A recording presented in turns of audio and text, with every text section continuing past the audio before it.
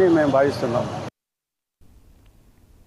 నర్సింహులపేట మండలంలో గుర్రం బాబా హల్చల్ చేశాడు. గ్రామాలలో గిరిజన తాండాలలో తాను బాబాని అంటూ ఓ వ్యక్తి తన అనుచరులతో గుర్రంపై తిరుగుతూ పూజలు చేస్తామని నమ్మిస్తూ మోసం చేస్తున్నారని ప్రజలు ఆరోపిస్తున్నారు. ముందుగా ఇద్దరు వ్యక్తులతో డప్పు కుట్టిస్తూ గ్రామాలలో గుర్రంపై తిరుగుతూ హల్చల్ చేశారు. జైపురం గ్రామంలో పర్యటిస్తూ ఇళ్లలో దుష్ట శక్తులు ఉన్నాయని, అనారోగ్య సమస్యలు ఉన్నాయని కొందరిని నమ్మించి డబ్బులు కాజేశారు.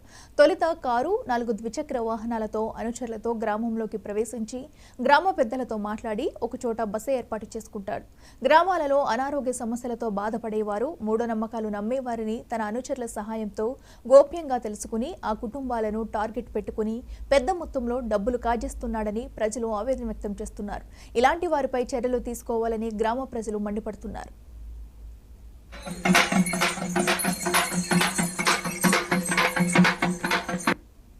గుర్రంపై సవారీ చేస్తూ ఇక్కడ తిష్ట వేసినాడు.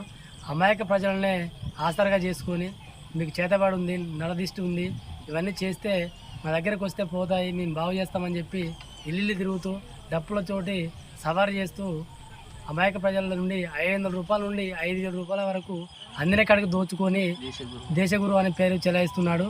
ఇటు విషయమై గ్రామంలో వివరణ అడగగా నైటే మధ్యరాత్రికే పరారయ్యిండు. ఇటు విషయంపై చట్టపరంగా చర్యలు తీసుకొని దొంగ బాబా అనే పేరు చెప్తూ చెలాయిస్తున్నటువంటి వ్యక్తిపై చట్టపరమైన చర్యలు తీసుకొని అమాయక ప్రజల నుండి వసూలు చేసినటువంటి పైసల్ని తిరిగి వారి పైసలు వాళ్ళకి ఇప్పించాల్సిందే కోరుతున్నాను.